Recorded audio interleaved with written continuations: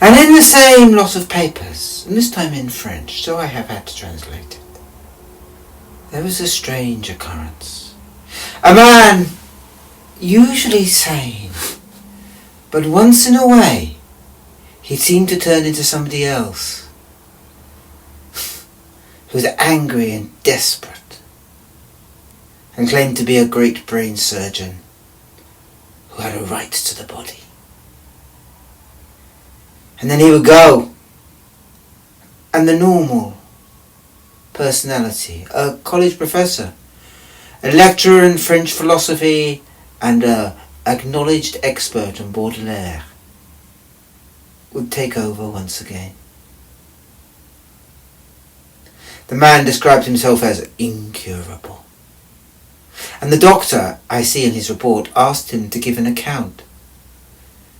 Seeing that the man had grown despondent and no longer himself wanted to live.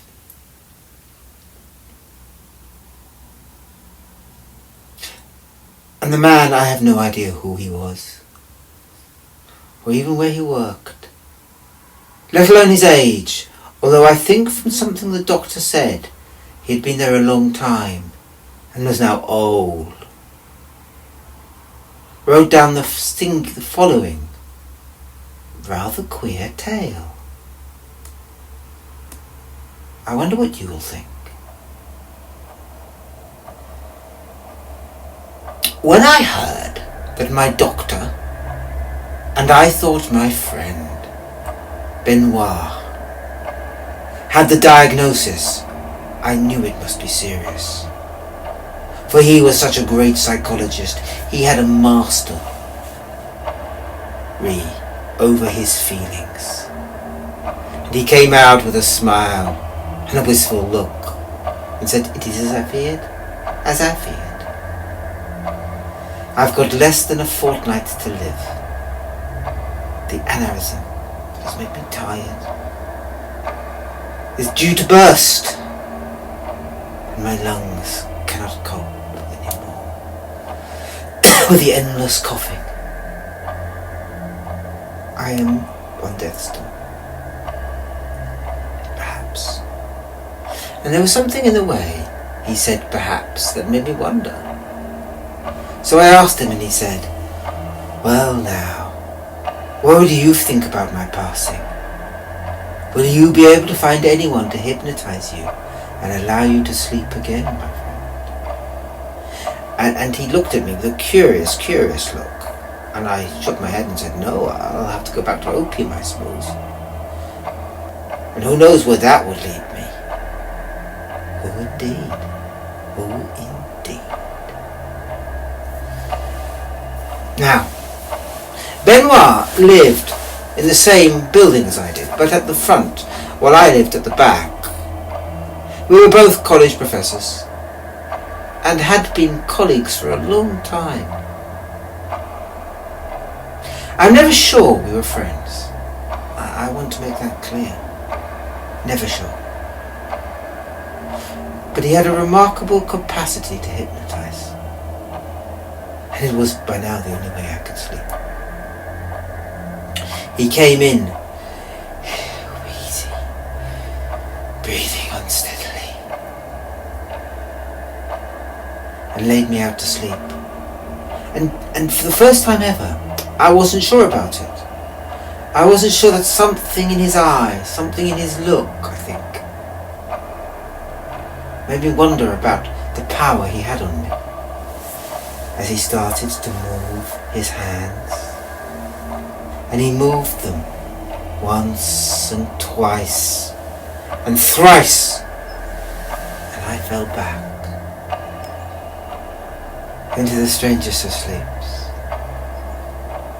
In the middle of the night, I dreamt I woke up and I was choking.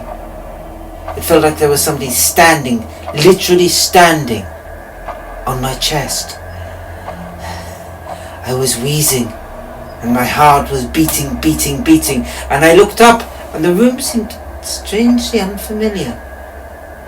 I sat up and then I collapsed back into a dream. Well, I've always said the thing to do with dreams is you write them down and then you forget them. Because no good can come of them. None at all. So I did that with this one. And I went to work. Once or twice I thought about my poor old friend Benoit. But strangely enough, when I saw him, he seemed chipper. Almost smiling. And so I asked him whether he was going to hand over his notes to anyone. He had told me that he was in the course of writing a great classic, a scientific opus that was going to change the way that psychology itself was understood, and the location of the individual in a body. And he looked at me strangely and said, No, not in this body I shall write it. Not in this body. And I went to lecture. And I was lecturing on Baudelaire's use of language. And I'd just got onto alliteration when something happened. If you are lecturing, you always time it. You might think as a student you watch the clock, it's nothing on a teacher. And I remember very clearly looking at the clock, and it was past. And then I remember it seemed to be the next minute looking at it again, and it was 2:15. And all my students had their pens raised and looked confused. Well, I carried on with what I thought where I thought I ought to be in my text. I must have just talked about alliteration, and I ought to get on to his use of onomatopoeic words. So I did. But at the end of the lecture, my best student came up and said, "That was curious, sir. Did you know you lectured upon the use of amnesia in the treatment of patients in the middle of your lecture? Was that part of Baudelaire?" And I wondered at it. There was nothing I knew about. Amnesia, indeed. That was Benoit's speciality. Curious. I asked him at lunch whether there was some sort of suggestion between us, and he smiled and said, "No, none that I know of." But before I left, I heard one of his science students say, "Well, Baudelaire is important, but why tell us about alliteration in a lecture on the mind? Why? Do you think his death sentence is changing his mind?" They were talking as they were going down the corridor. I wondered at it. Well, that night I told Benoit straight I didn't want to be hypnotised. I didn't think it was fair on him to drag him out from his sleep. And he looked at me and said, "I'm not sure you have a choice anymore. Go to bed." And I found myself in my bed, and he was standing over me, moving his hands, and on the third pass I was gone. And once again I woke up in the middle of the night to a pain, a great pain. My chest, it was so full, I could hardly breathe. I looked up at the ceiling. It wasn't my ceiling. The room, it didn't have my books in it. I could see that in the dark. The bookcase was in the wrong place, and the books were all on science. And someone was working in this room, where I never worked. I always worked in the library. I got up with an effort. I looked. I saw Benoit's notes. And I realised I was in the front room. I looked down, and my hands were wizened, old, tired. I went to the bathroom and looked in the mirror. And it It was the old, sad face of Benoit that looked out at me. When I saw that, I fell back.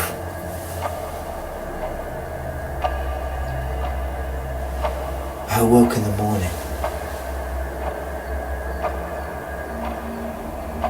But I was sure it was not a dream.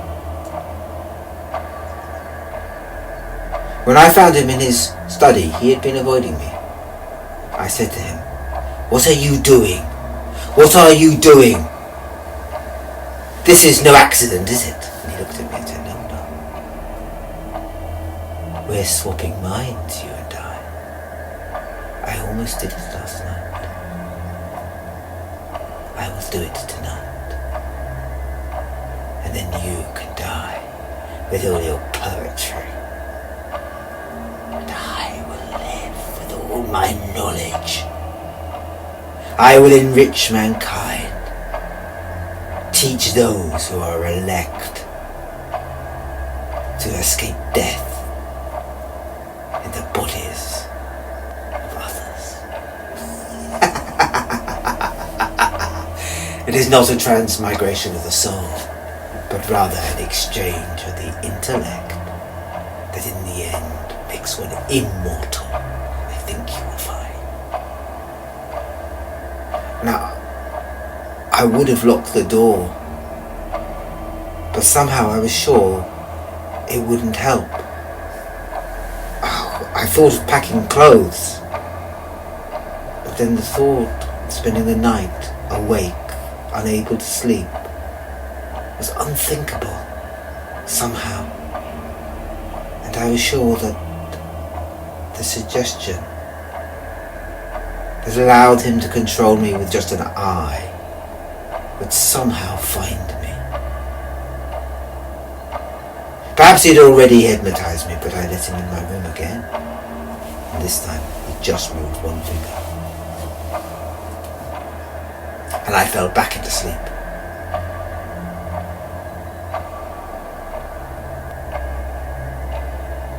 When I woke up, I was in my own room. And at first I thought, well, he hasn't done it. I'm all right. I'm all right. And then I turned and I looked at the clock. It was only 5 minutes after he had come in, I'd let him in. And I felt the pain in my chest. It was immense. Something was moving. And I turned and my head was old and stiff. And there I was, standing on the foot of my bed, looking, smiling, but with Benoit's look and eyes. And he said, my, it is done.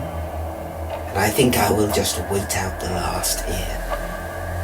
I will see my old body die, that I may be secure in my new. Just then, there was a huge pain in my chest moved, and I fell back on the bed. And what happened next I can't quite explain. But suddenly I was standing at the bottom of the bed looking at Benoit as he screamed and died. I think the sight of his death was simply too much for him. A mind might leave a body and go into another body, and yet all its attachments remain where it was, its deep inner connections. And so seeing his old body die brought his mind back to die with it. At least that was what I thought. It was years later when I found a part of him in me. I was reading one of his books, and suddenly there he was, standing in my face, and I was put in the background, and he in the front. For ages we have wrestled, him and I. He has his past my mind, but he cannot move out. Occasionally when I'm tired, he takes control, but I take drugs and opium to sleep, and to stay sane. To stay sane until the end comes. takes us both, for I will not let him move again. I will not let him move again. I will not let him move again. And that was where it ended. The doctor notes the patient died 6 months later, but that he never changed back into the weird, wizened old man that sometimes he became after he sealed the confession, but that he took enough opium to kill 2 people in the end.